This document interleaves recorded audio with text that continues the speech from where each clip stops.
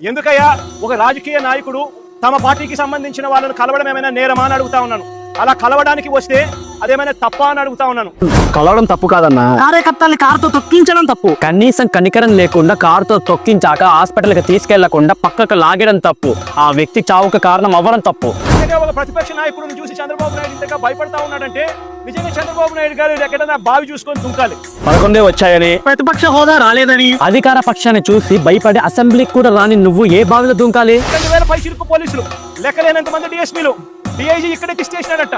నాకు ఆశ్చర్యం అనిపించింది. అసలు వీళ్ళంతా కూడా నా సెక్యూరిటీ కోసం కాదు, వీళ్ళంతా జగన్ వస్తా ఉన్నాడు అని అంటే జగన్ ని చూడడానికి అభిమానులు ఎవరైనా వస్తారేమో, ఆ అభిమానులను ఆపడం కోసం ఇంతమందిని ఉపయోగిస్తా ఉన్నారు. మరి మీరు అధికారంలో ఉన్నప్పుడు వైజాగ్ లో 1000 మంది పోలీసులతో పవన్ కళ్యాణ్ గారిని నోవేటల్లో ఎందుకు నిర్బంధించారు? ఆంధ్రాకి వస్తుంటే అర్ధరాత్రి 100 మంది పోలీసులతో ఎందుకు అడ్డుకున్నారు? మీరు ఆ రోజు పవన్ కళ్యాణ్ గారి అభిమానుల్ని ఆపడానికి పోలీసులు వాడారు.